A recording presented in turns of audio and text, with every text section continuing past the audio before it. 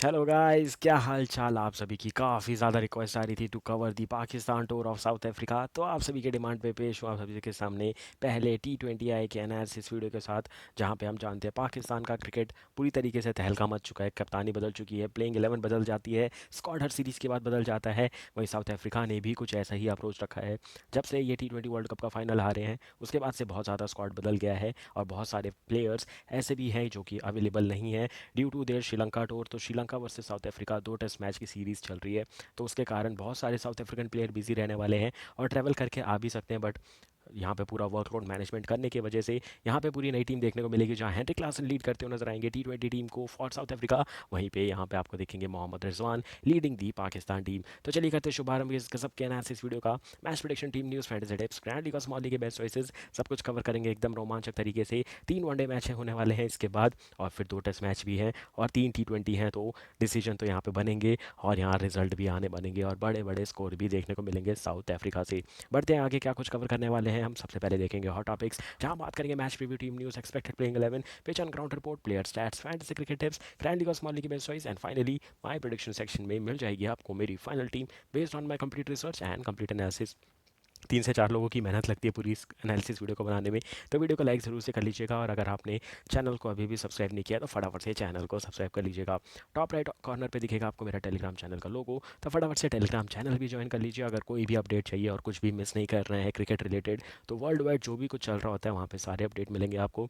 और साथ ही साथ क्वेश्चन मार्क पे ध्यान दीजिए, कब कर रहे हैं आप 3000 सब्सक्राइबर का गोल कंप्लीट, क्योंकि जिस दिन आप ये गोल कंप्लीट करवाएंगे उस दिन आने वाला है एक बम्पर गिव अवे 50,000 का। तो फटाफट से चैनल को सब्सक्राइब कर दे। चलिए बढ़ेंगे फटाफट से आगे, देखेंगे हमारा सबसे इंपॉर्टेंट टॉपिक जो कि है दोनों टीमों का स्क्वाड। सीरीज़ का स्केड्यूल बहुत लंबा है तो मैं आपको धीरे धीरे बता दूंगा। बट पहला हमारा फोकस है 10 तारीख का पहला T20, फिर 13 तारीख को दूसरा T20 और 14 तारीख को तीसरा T20। तो 13-14 के बीच में बिल्कुल गैप नहीं है। तो हो सकता है एनालिसिस वीडियो थोड़ा डिले हो, क्योंकि रात में 9:30 बजे इंडियन टाइम के हिसाब से मैच होने वाला है, तो ख़त्म होगा 1-1:30 बजे। एनालिसिस वीडियो बनाने में टाइम लगेगा, उसकी पूरी एनालिसिस प्लानिंग करने में और डिलीवर करने में टाइम लगेगा, तो उसके हिसाब से थोड़ा डिले हो सकता है फॉर थर्ड T20 आए। बट तीनों वनडे मैचेस का एनालिसिस फटाफट टाइमली आएगा। और अगर आपको टेस्ट का एनालिसिस चाहिए होगा तो ज़रूर बताइएगा। बढ़ते हैं आगे, देख लेते हैं दोनों टीमों का स्क्वाड। शुरुआत करेंगे साउथ अफ्रीका से, जहां पे उनको लीड करने वाले हैं पहली बार हेनरिक क्लासन। बहुत अच्छी गोल्डन अपॉर्चुनिटी है इनको अपनी कप्तानी स्किल दिखाने का, क्योंकि कैप्टनसी स्किल हर के प्लेयर के पास नहीं होती। जिसके पास होती है, अगर वो उसको अच्छे से अप्लाई करता है तो उनके मौके और भी खुल जाते हैं। क्यों मैं ऐसा बोल रहा हूँ, क्योंकि डबल सुपर जायंट से ये खेलते हैं S20, वहाँ के कैप्टन ये नहीं है। उसके बाद ये किसी भी IPL फ्रेंचाइज में जाते हैं, इनको कप्तानी नहीं मिलती है। तो अगर इनने कैप्टनसी स्किल अच्छी दिखाई और बाकियों को लगा ये एडन मार्कम से अच्छा कैप्टन है, तो आगे चलते हुए इनको भी कैप्टन बना सकते हैं किसी और लीग में। आगे चल के साउथ अफ्रीका भी बना सकता है, और वर्ल्ड वाइड बहुत सारी T20 लीग्स चलती हैं, तो कहीं ना कहीं इनको कैप्टनसी मिलने का मौका मिलेगा। तो इनको यहाँ पे ये चीज़ अपनी ये नई स्किल प्रूव करनी पड़ेगी। बहुत टाइम बाद दिखने वाले हैं स्कॉट में ऑर्टिनल बार्टमैन। बहुत टाइम से खेल रहे हैं, बट प्लेइंग 11 में इंडिया के अगेंस्ट इनको एक भी मैच खेलने को नहीं मिला था। देन मैथ्यू ब्रीड्स की बहुत टाइम बाद जुड़े हैं, ये भी डबल सुपर जायंट्स के ही प्लेयर हैं, तो हेनरी क्लासन तो इनको अच्छे से जानते होंगे। देन डोनावन फेरारा दिखेंगे आपको, जो कि पिछले स्क्वाड में भी थे और उनको एक मैच खिलाया गया था। देन रीजा हैंड्रिक्स, फिर Patrick Kruger, George Linde, then Kwena Maphaka. आपने इनको मुंबई इंडियंस से खेलते हुए देखा होगा, 21 साल के अभी ख्वाना मफाका। फिर डेविड मिलर और रिक नोकिया। फिर आपको दिखने वाले पीटर रायल रकल्टन, बहुत महंगे बिकने वाले थे IPL में बट नहीं बिके।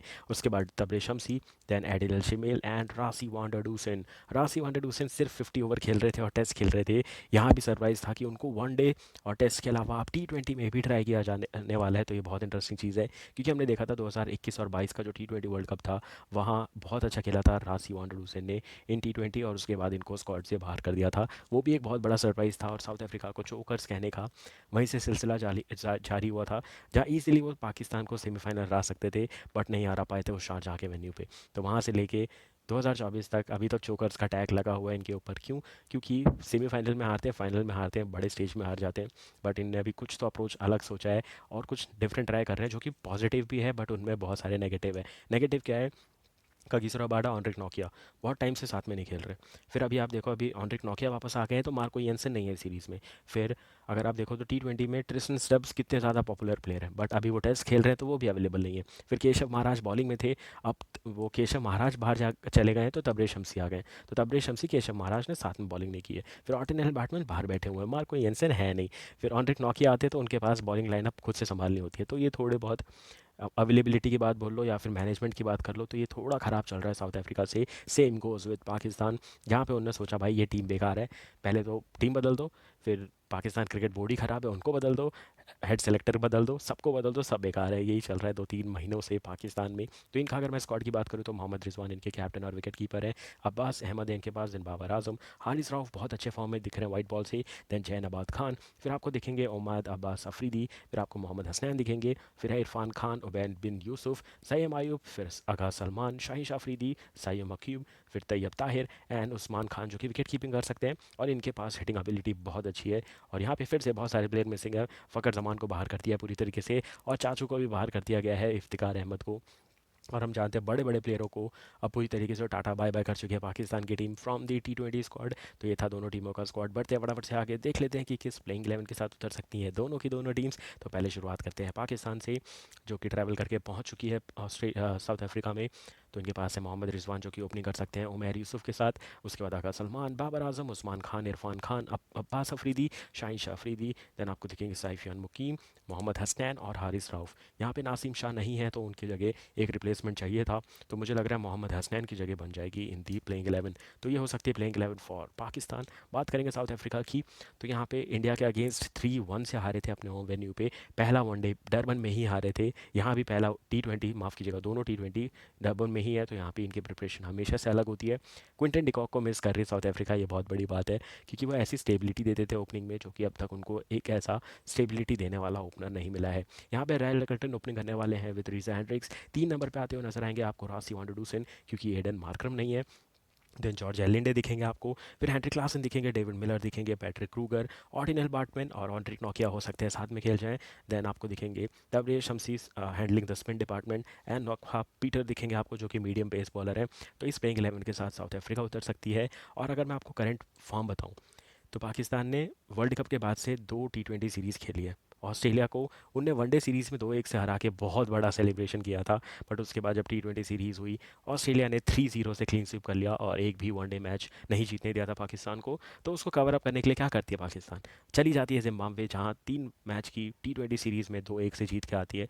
बट मैं तो वहाँ भी जिम्बाब्वे की जीत मानता हूँ कि जिम्बाब्वे ने पाकिस्तान को एक T20 तो हराया, तो कवर अप हो गया 2-1 से, भले ही पाकिस्तान वहाँ पे एक सीरीज जीत के आ रही है। और साउथ अफ्रीका अपने होम वेन्यू पे 3-1 से सीरीज़ हार के आई है। तो मैं बोलूँगा दोनों टीम्स, साउथ अफ्रीका की तो बात अलग है, वो इंडिया से खेल के आई है, तो उनको वहाँ से प्रिपरेशन का टाइम मिला, सीखने का टाइम मिला, तो उनके लिए ये सीरीज़ ईजी होने वाली है, क्योंकि इंडिया को आप फेस करके आ रहे हो तो आपके लिए पाकिस्तान ईजी होने वाला है। वहीं पाकिस्तान ऑस्ट्रेलिया को 3-0 जिम्बाब्वे से खेल के आ रही है, जिम्बाब्वे में उनको 2-1 से हरा के आ रही है, उसका कॉन्फिडेंस रखेंगे, और वो कॉन्फिडेंस ओवर कॉन्फिडेंस में ना जाए, क्योंकि सामने साउथ अफ्रीका है, अपनी होम कंडीशन में है, यहाँ भी 3-0 वो कर सकते हैं। आप बिल्कुल भी हल्के में मत लेना, जैसे ऑस्ट्रेलिया ने धराशायी किया था, ये भी पिटाई कर सकते हैं। तो थोड़ा सीरियस रह के क्रिकेट खेलेंगे तो दोनों टीम्स अपने अपने फेवर में रिजल्ट ला सकते हैं। बढ़ते हैं आगे, देख लेते हैं कहाँ होने वाला है ये मैच। तो किंग्स में डर्बन में ये मैच होने वाला है, जो कि एक आइकॉनिक वेन्यू है। यहाँ पे आप रिवर बैंक्स देखने को मिलेंगे बहुत सारे, और ये ग्राउंड बैंक्स है जहाँ पे आप बैठ सकते हैं, बहुत कम वेन्यू है ग्राउंड पे, और पिचेस बहुत कम है, मतलब पिचेस तो कम है ही, बट स्टैंड्स भी यहाँ कम है, और सारे आपको दिखेंगे कारपेट ग्रास, आप मज़े से लेट के मैच देख सकते हैं। स्पेक्टेटर्स का एकदम मस्त हॉलीडे प्लान होता है यहाँ पे, एकदम मस्त है ये डर्बन का वेन्यू। बात करेंगे पिच कैसी है, पिच पे बाउंस थोड़ा मैं बोलूँगा अनइवन है, क्यों, क्योंकि हमने यहाँ पे इंडिया के T20 में भी देखा था, India versus South Africa first T20 की, जो आप विकेट टू विकेट वाली लाइन मान लो, मतलब दोनों सेट मान के 6 स्टम्प्स मान लो, 3 विकेट के हिसाब से, उतनी दूर पे अगर बॉल डाल रही है तो बहुत अच्छी है, बट उसके बाद जब शॉर्टर लेंथ की बॉल डाल रही है वो उतनी बाउंस नहीं करती है, फुलर वाली बॉल थोड़ी नीचे रह जाती है। ये हमने प्रॉब्लम देखा था मार्को यंसन के साथ, उनकी सेम लेंथ की बॉल कभी एक्स्ट्रा बाउंस हो रही है, कभी नीचे जा रही थी संजू सैमसन को। तो सेम चीज़ यहाँ डरबन में होती है, तो इस चीज़ को देखना पड़ेगा। पेसर्स काम करने वाले हैं, बहुत टाइम बाद ऑनरिक नौकिया आने वाले हैं, तो उनसे बच के रहना पड़ेगा पाकिस्तान को। स्पिनर्स इंपॉर्टेंट ज़रूर रहेंगे, क्यों, क्योंकि छोटा वेन्यू है, और हमने देखा है ये ऑस्ट्रेलिया नहीं है कि पूरा ओवल शेप का वेन्यू है, चारों तरफ बाउंड्रीज बराबर है। यहाँ पे आप देखोगे आपका जिस शेप का फ़ोन है ना, उससे थोड़ा और चौड़ा फ़ोन कर लो, या फिर आपने टैबलेट्स देखे होंगे, तो वैसा मान लो सीधे की बाउंड्री बहुत लंबी होती है, लेफ्ट और राइट की बाउंड्री छोटी होती है, तो मतलब ऑफ साइड ऑन साइड बहुत छोटी होती है, स्ट्रेट अप बाउंड्रीज बहुत लंबी होती है साउथ अफ्रीका में। तो यहाँ पे स्पिनर्स प्ले में आते हैं, क्योंकि पेसर्स को हमने देखा है, पेसर्स को कट तेज़ लगता है और फिर पुल तेज़ लगता है, और उनको कुछ भी करके मारने जाते हैं अटैकिंग, और तो काम किसको करना होता है, स्पिनर्स को, जो थोड़ा धीरे डालेंगे और टाइम ना दे बैकफुट पे जाने को, तो उसकी वजह से स्पिनर इफेक्टिव होने वाले हैं दोनों टीम्स के। तो वो क्रूशल रहेगा कि अगर 4 ओवर की स्पिन होती है तो कितने रन्स रिस्ट्रिक्ट कर सकते हैं ऑपोजिशन के। 195 टू 225 बनने का चांस है, टॉस जीतो और बॉलिंग करो, क्योंकि यहाँ पे कोई भी बड़ा सा बड़ा टोटल चेज हो सकता है। और डायमेंशन वाइज की अगर मैं बात करूँ तो 68%, 68 मीटर की बाउंड्री है लेफ्ट में। अगर मैं अपने जहाँ पे मैं बैठा हूँ उसके हिसाब से, तो मेरे जो पीछे हो टॉप पे अगर आपको बाउंड्री दिख रही है वो 68 मीटर की होगी। माफ़ कीजिएगा, वो होगी आपकी यहाँ पे 68 होगी। 68 यहाँ पे दिखेगी, 70 यहाँ दिखेगी, 70 पीछे और 72 यहाँ पे, तो थोड़ा अलग डायमेंशन का वेन्यू है।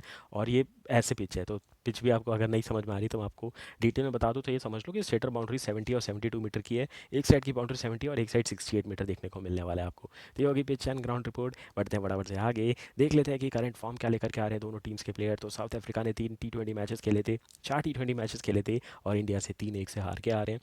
तो वहाँ पे ट्रिस्टन सबसे बनाए थे 4 मैचों में 113 रन, 47 था इनका हाईएस्ट स्कोर। मार्को यंसन 4 मैचों में 102 run, 54 highest score with 1.5 century. David Miller 4 मैचों में 72 रन, 36 था इनका highest score. Then Henry Klaasen 6 matches 4 matches 68 run, 41 था इनका highest score. Then Gerald Coetzee जो कि यहाँ पे नहीं है, तो ये भी एक बॉलर है जो मिसिंग है, तो पूरा जो इनका पेस का डेक है वो एक साथ अवेलेबल नहीं है। 4 मैचेस 56, 23 इनका हाईएस्ट स्कोर। रायल रकल्टन 4 मैचों में 55 रन, 21 था इनका हाईएस्ट स्कोर। सरप्राइजिंगली सिर्फ एक हाफ सेंचुरी आई थी 4 T20 मैच में, जो कि ऑलराउंडर मार्को येंसन से आई थी। बात करेंगे बॉलिंग में, तो कोइट्जे नहीं है, स्किप कर देते हैं। येंसन नहीं है, स्किप कर देते हैं। केशव महाराज नहीं है, स्किप कर देते हैं। फिर एडिले शिमलेन दिखेंगे जिनने 3 विकेट लिए थे। एंड नोखा पीटर दिखेंगे आपको 2 विकेट के साथ। उसके अलावा सारे नए बॉलरों को पिक किया गया है इन दी स्क्वाड। बात करेंगे यहाँ से पाकिस्तान की, तो यहाँ पे सबसे पहले उनके बैट्समैन की बात करें तो यहाँ भी देख लो 3 T20 मैच खेल के आ रहे हैं। जिम्बाब्वे पहले बैटिंग करता था तो चेज़ ज़्यादा नहीं करने पड़ते थे, तो भी 2 मैचों में 60 है, हाई स्कोर 36 है उसमें हाई स्कोर, तो यहाँ भी रन नहीं बने। तैयब ताहिर 3 मैचों में 60 रन, 39 हाई स्कोर। अगा सलमान 3 मैचों में 45, 32 इनका हाई स्कोर। उसके बाद उस्मान खान 3 मैचों में 44, 39 इनका हाई स्कोर। उमर यूसुफ 3 मैचों में 38, 22 था इनका high score. And then Irfan Khan 2 मैचों में 27 रन, 27 था इनका हाई स्कोर। अब मैं कंपेयर करता हूँ, आप लोग बहुत कंपेयर करते हो ना इंडिया और पाकिस्तान को। इंडिया भी एक T20 हारा था मान लिया, वो वर्ल्ड कप के बाद हारा था, जहाँ पे पूरी नई टीम थी, 11 के 11 प्लेयर बदल दिए थे वर्ल्ड कप के बाद के। तो इंडिया वहाँ जाके हारी थी। और उसके बाद इंडिया ने जब बैटिंग की थी, अगले मैच में अभिषेक शर्मा का शतक आया था, पहले बैटिंग की थी।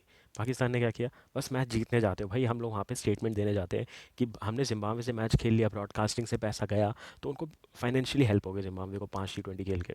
पहले एडवांटेज पाकिस्तान दे पाता है, उतना एडवांटेज नहीं दे पाता है, उतना फाइनेंशियल सपोर्ट नहीं दे पाता जिम्बाब्वे को जो इंडिया दे देता है ब्रॉडकास्टिंग के बाद। उसके बाद हम चाहते हैं कि हम जिम्बाब्वे के लेवल पे जाके खेलें, मतलब हमारे जो अंडर 19 अंडर 17 के प्लेयर है, जो अभी नए नए आईपीएल में इमर्जिंग प्लेयर्स आए हैं, हम उनको भेजें, क्योंकि जिम्बाब्वे उनसे सिक्योर फील करेगा, उनको लगेगा कि फाइटिंग स्पिरिट है। वरना वही रोहित जडेजा, अश्विन, फिर ये सब बड़े बड़े प्लेयर भेज दिए होते अगर उन्हें रिटायरमेंट नहीं लिया होता, तो सिंगल साइड मैच हो जाता।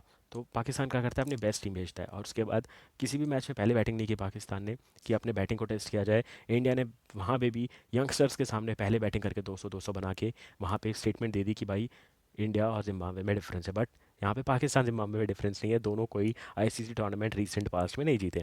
अब बात करते हैं यहाँ पे बॉलिंग में, तो सुफियान मुकीम 9 विकेट ले चुके हैं, अब्बास अफरीदी 5 विकेट, 4 विकेट अबरार अहमद के, हारिस राउफ के नाम पे 3 विकेट, जैनाबाद खान के नाम पे 3 विकेट, एंड आगाज सलमान को मिली थी 2 सफलता। तो करेंट फॉर्म दोनों टीम का मैं बोलूँगा प्रॉमिसिंग नहीं है, खासकर T20 में। बट साउथ अफ्रीका को हम जानते हैं, उनके पास T20 स्पेशलिस्ट हैं और उनके प्लेयर डिमांड में रहते हैं T20 में, तो दे विल बी फेवरेट्स। बढ़ते हैं हमारे सबसे इंपॉर्टेंट और सबसे लाइक ट्रेंडिंग टॉपिक की ओर, जहाँ सबसे ज़्यादा तगड़ी वॉचिंग आती है, वो है हमारी ग्रैंड लीग और स्मॉल लीग की टीम। लेफ्ट में ग्रैंड लीग की टीम, जहाँ पे आपको दिखेंगे Henry Klaasen with Mohammad Rizwan, batting में दिखेंगे रीजा हैंड्रिक्स, बाबर आजम, रासी वांडरडूसन, ऑलराउंडर में दिखेंगे Agha Salman, George Linde, and then Saim Ayub. Bowling में दिखेंगे ऑन्ट्रिक नोकिया, शाहीन शाह अफरीदी एंड हारिस राउफ। कैप्टन की यहाँ पे 3 इंटरेस्टिंग चॉइस है, तीनों ऑलराउंडर्स दिखेंगे आपको, आगा सलमान, जॉर्ज एलिंडे एंड आपको दिखेंगे सैयम आयूब। वाइस कैप्टन की 3 चॉइस है, Henry Klaasen, Babar Azam and Rassie van der Dussen. बात करेंगे स्मॉल लीग की टीम की, तो विकेट कीपर में दिखेंगे एंडी क्लासन एंड रायर रकल्टन।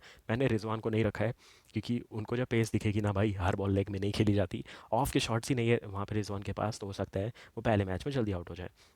फिर उसके बाद बैटिंग में मैंने रखा है यहाँ पे Reeza Hendricks, David Miller and Babar Azam को। ऑलराउंडर्स में रखा है George Linde and Saim Ayub को। बॉलिंग में रखा है तबरेज शमसी को, और एक नोकिया को, शाहिन अफरीदी एंड हारिस रऊफ को। यहाँ पे आप चाहें तो मोहम्मद हसनैन को ट्राई कर सकते हैं।